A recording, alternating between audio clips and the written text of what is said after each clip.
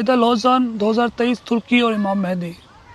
آپ میں سے شاید زیادہ لوگوں کو معلوم نہ ہو کہ 1923 میں جب خلافت عثمانیہ کا خاتمہ ہوا تب فاتحہ کوت اور ترکی کا مابین ایک معاہدہ ہوا ہے جسے معاہدہ لوزان کہا جاتا ہے، جس کی روح سے ترکی پر 100 سال کے لیے کچھ معاشی پابندیاں لگائی گئیں، جن میں سے ایک یہ کہ ترکی تیل نہیں نکال سکتا۔ اس طرح عالمی بحری گزرگاہ سے گزرنے والے کسی بھی بحری جہاز سے ٹیکس وصول نہیں کر سکتا۔ یہ معاہدہ 2023 میں ختم ہونے والا ہے۔ اس کے بعد ترکی کے لیے ایک نئے دور کا آغاز ہونے والا ہے۔ خود رجب طیب اردوغان نے کئی دفعہ یہ بات کہی ہے کہ 2023 میں ترکی پہلے والا ترکی نہیں رہے گا۔ 2023 میں ترکی عالمی سیاست میں ایک نئی پہلوان کی صورت میں ابھرے گا۔ ترکی نے 2023 کے لیے کافی عرصے سے تیاریاں شروع کر دی ہیں اور اپنا کھویا ہوا مقام دوبارہ حاصل کرنے کے لیے پوری تیاری میں ہے۔ جب سے رجب طیب اردوغان ترکی کی سیاست میں آئے ہیں، انہوں نے کئی اسلامی اصلاحات کی ہیں اور اپنے ملک میں کافی شہرت پائی ہے۔ ترکی کے صدر نے اپنی تقاریر میں یہاں تک کہا ہے کہ اب ترکی جوہری ہتھیار بنانے کی طرف جائے گا۔ لیکن یہاں ایک بات واضح کرنا چاہتا ہوں کہ جب آپ کسی قوم سے اس کا ماضی کا وقار چھین لیں اور اس قوم کے اندر وہی رعب و دبدبہ وقار حاصل کرنے کے لیے طرف ہمیشہ رہتی ہے، بس اسے ایک لیڈر چاہیے ہوتا ہے جو کہ ان کے اندر ان کی اس چنگاری کو جلا سکے۔ یہی اپنی تاریخ پر فخر اور کھویا ہوا وقار حاصل کرنے کی تمنا تھی، جس کے ذریعے سے ماؤ زے تنگ نے چین میں نوجوانوں کے خون کو گرمایا اور آخرکار انقلاب لانے میں کامیاب ہو گئے۔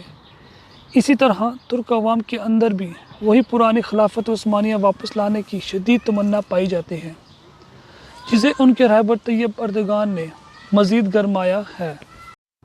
یہاں پر ایک بات واضح کرنا ضروری سمجھتا ہوں کہ اسلام کے نام پر کئی دفعہ یہ کھیل کھیلا گیا ہے۔ نعرہ اسلام کا لگایا جاتا ہے جبکہ حاکمیت اپنی بنائی جاتی ہے۔ یہ بنو امیہ نے خلافت کا نعرہ لگایا اور آج ان کے چہرے سے کون واقف نہیں ہے۔ پھر بنو عباس اٹھے اور انہوں نے دین کا نعرہ لگایا اور امام حسین علیہ السلام کے قتل کے بدلے کا نعرہ لے کر اٹھے۔ اپنے ساتھ ائمہ اہل بیت کو بھی ملانے کی کوشش کی، لیکن ائمہ نے ان کا ساتھ نہیں دیا کیونکہ وہ پس پردہ ان کی مکاریوں سے آشنا تھے۔ پھر تاریخ نے ثابت کیا کہ بنو عباس شاید بنو امیہ سے بدتر تھے۔ اس طرح اسلام کے نام پر کئی دفعہ خلافتیں وجود میں آئی ہیں، لیکن بقول مسلمانوں کے صرف پہلے 4 خلفاء ہی خلافت قائم کرنے میں کامیاب ہوئے ہیں اور صرف وہی خلافت راشدہ ہے۔ اس طرح ہمارے اہل سنت بھائیوں کی کتابوں میں یہ حدیث بھی نقل کی جاتی ہے کہ رسول صلی اللہ علیہ وآلہ وسلم نے کہا کہ میرے بعد خلافت صرف 3 سال تک رہے گی، پھر آخری دور میں دوبارہ قائم ہوگی۔ اوپر والی بات سے واضح طور پر استدلال کیا جا سکتا ہے کہ بیچ میں جتنی بھی خلافتیں اسلام کے نام پر بنی ہیں وہ صرف اسلام کا لبادہ اوڑھ کر آئی ہیں۔ اس لیے پھر اسلام کا نام لے کر دوبارہ سے خلافت کا ماحول بننے جا رہا ہے۔ یہ خلافت ایک دفعہ پھر اسلامی خلافت نہیں ہوگی۔ ہم انشاءاللہ اس کو دلائل کے ساتھ ثابت کریں گے۔ ترکی میں ایک دفعہ پھر خلافت عثمانیہ کو واپس لانے کا ماحول بنایا جا رہا ہے، جس کی ایک واضح مثال ارطغرل غازی ڈرامہ ہے جس نے دنیا بھر میں نام کمایا ہے۔ اس ڈرامے میں اسی پرانی خلافت عثمانیہ کے درخشاں دور کی عکاسی کی گئی ہے اور مسلمانوں کے اندر ایک دفعہ پھر سے خلافت عثمانیہ کے قائم ہونے کی تمنا کو اجاگر کیا گیا ہے۔ ظاہر ہے ڈرامے پر ملین ڈالرز ایک خاص مقصد کے لیے خرچ ہوئے ہیں۔ کچھ نادان لوگ اس کو ماننے سے انکار کرتے ہیں کہ یہ صرف ایک انٹرٹینمنٹ کے لیے ہے۔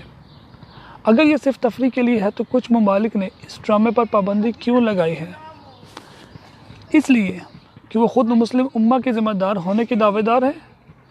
یہ واضح دلیل ہے کہ یہ ڈرامہ سیاسی مقاصد کے لیے ہے۔ اس ڈرامہ کے ذریعے ترکی اپنے آنے والی خلافت کے لیے مسلمانوں میں حمایت اور نرم گوشہ بنانے جا رہا ہے۔ اس بات میں کوئی شک نہیں ہے کہ اردوغان مسلم امہ کے رہبر کے خواہاں ہیں۔ ان کا سعودیہ سے ٹکراؤ اسی ایک کڑی کی وجہ ہے، کیونکہ سعودیہ خود مسلمانوں کے امام ہونے کا دعوے دار ہے۔ اگر ہم اردوغان کے بارے میں بات کریں تو اس کی پالیسی انتہائی دوغلے پن کی ہے۔ وہ ایک تقریر میں اسرائیل کے خلاف بولتا ہے اور سارے مسلمان واہ واہ کر کے اٹھتے ہیں، اور اس کے چند دن بعد ہی اسرائیل سے 200 بسوں کا معاہدہ بھی کر لیتا ہے۔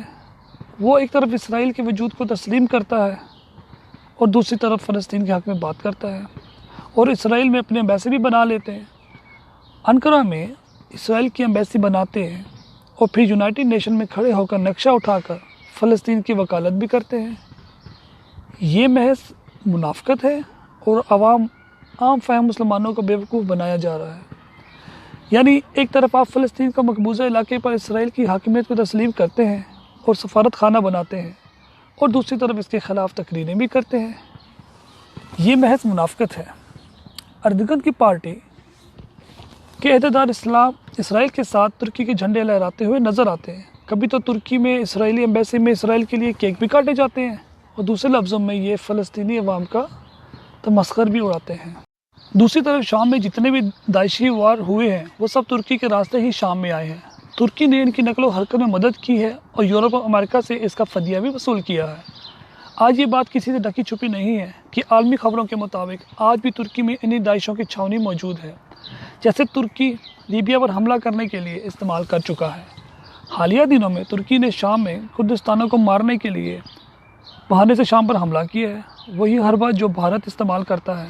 ہم نے پاکستان میں دہشت گردوں کو مارنے کے لیے سرجیکل اسٹرائک کی ہے، لیکن پاکستان اسے اپنی سالمیت کے خلاف لیتا ہے۔ اس طرح شام جو کہ مسلمان ملک ہے، اس نے بھی اسے اپنی سالمیت کے خلاف سمجھا اور اس کا جواب بھی دیا ہے۔ معاملہ روس کی مداخلت سے کچھ ٹھنڈا ہوا ہے، لیکن مزید اس نے آگے زور پکڑ لینا ہے۔ اس طرح پچھلے دنوں ترکی فائٹر جیٹس نے عراق کی حدود کو عبور کر کے عراق پر حملہ کیا ہے، جس کے بعد عراق نے ترکی کے سفیر کو واپس بلا کر اس پر شدید احتجاج بھی کیا ہے۔ ترکی کو کس نے یہ عالمی قوانین توڑنے کی اجازت دی ہے؟ کیا ایسا انسان جو دوگلا پن رکھتا ہو وہ صرف اپنے مفاد کی خاطر میں رکھتا ہو، لیکن عام فہم مسلمانوں کو بیوقوف بنانے کے لیے اور مسلمانوں کی طرفداری حاصل کرنے کے لیے ویسے باتیں کرتا ہے؟ کیا ایسا انسان خلیفہ بننے کے قابل ہے؟ اور اب ہم ایک اور موضوع کو زیر بحث لاتے ہیں تاکہ مکمل تکمیل ہو جائے۔ آج کے دور میں تمام علماء اور تجزیہ نگاروں کے مطابق ہم آخری دور میں زندگی بسر کر رہے ہیں، جس میں امام مہدی کا ظہور بہت قریب ہے۔ جیسے ڈاکٹر اسرار نے اسی صدی کو امام کے ظہور سے تشبیہ دی ہے، اور دیگر شیعہ اور سنی علماء اور متحدین کے بقول یہ ظہور حد سے زیادہ قریب ہے۔ جیسے 2016 میں امام خامنہئی کے مطابق اسرائیل اگلے 25 سالوں کے اندر تباہ ہو جائے گا انشاءاللہ۔ اس طرح اہل سنت علماء کی بھی قرآن و حدیث اور نشانیوں کے زیر نظر لا کر اس طرح کی باتیں کرتے ہیں، اور یہ ہم سب اپنی اسلامی تعلیمات سے جانتے ہیں کہ بیت المقدس کو امام مہدی علیہ السلام یہودیوں سے آزاد کروائیں گے۔ یہ سب بتانے کا مقصد یہ ہے کہ امام مہدی علیہ السلام کا ظہور بہت قریب ہے۔ اگر ہم اسلامی تعلیمات کی طرف توجہ دیں، جو کہ شیعہ سنی دونوں کی کتاب میں واضح ہے کہ آخری دور میں 3 لشکر نکلیں گے۔ ایک لشکر خراسانی جو خراسان سے نکلے گا، ایک لشکر یمانی اور تیسرا لشکر صفیانی۔ ان میں سے لشکر خراسانی اور لشکر یمانی امام مہدی علیہ السلام کے ساتھ ہوں گے، جبکہ لشکر صفیانی امام مہدی علیہ السلام کے خلاف لڑے گا۔ یہ صفیانی صرف استفارہ ہے، ایسا نہیں کہ شخص کا نام صفیانی ہوگا۔ یہ صفیانی خود مسلمان ہوگا اور اپنی خلافت کا دعوے دار ہوگا، اور وہ امام مہدی علیہ السلام کو نہیں مانے گا اور کے خلاف جنگ کرے گا۔ اب جو نشانیاں صفیانی کے متعلق شیعہ اور سنی دونوں کتاب میں صدیوں پہلے بیان ہوئی ہیں، وہ یہ ہے کہ لشکر صفیانی کے جھنڈے سرخ ہوں گے، ریڈ کلر۔ وہ سب سے پہلے اس شام پر حملہ کرے گا اور اس کی اینٹ سے اینٹ بجا دے گا، پھر وہ عراق پر حملہ کرے گا اور اس کو تہس نہس کر دے گا۔ اگر آج کے اس دور کو ہم دیکھیں، جو کہ سب کے بقول آخری دور ہے، ایسے میں ایک شخص اپنی کھوئی ہوئی خلافت کا نظریہ لے کر اٹھتا ہے، اور جس کے جھنڈے بھی سرخ ہیں، اور وہ شام و عراق میں اپنے حملوں کا آغاز کر کے مستقبل میں ہونے والی ان ممالک کے مابین جنگ کا واضح نکارہ بجا دیتا ہے۔ ساتھ ہی ساتھ جب ہم آخری دور کی بات کرتے ہیں اور امام مہدی علیہ السلام ظہور کی بات کر رہے ہیں، تو ساتھ ہی واضح نشانیاں بھی موجود ہیں۔ ایسے میں تمام مسلمان اپنی آنکھوں کو کھول کر رکھیں، کہیں خود ساختہ خلافت کے عشق میں اپنے وقت کے امام مہدی سے دامن نہ چھڑا لیں، کیونکہ بہرحال امام مہدی علیہ السلام بھی انسانی شکل میں آئیں گے، اور ان کے خلاف دیگر دشمنوں کے ساتھ ساتھ ایک خود ساختہ مسلمانوں کا خلیفہ بھی لڑے گا۔ ظاہر ہے وہ امام مہدی کو امام مہدی نہیں مانے گا اور مسلمانوں کو اپنی طرف بلائے گا، جیسے تاریخ میں پہلے بھی ہو چکا ہے۔ خود مسلمان سرداروں نے مسلمانوں کو ہی امام علی کے خلاف کھڑا کر دیا اور ان سے جنگیں بھی لڑی ہیں۔ اسی طرح عمر ابن سعد بن ابی وقاص جیسے بڑے صحابی کا بیٹا ہونے کے باوجود امام حسین علیہ السلام کے خلاف ہو گیا اور مسلمانوں کا لشکر لے کر پہنچ گیا۔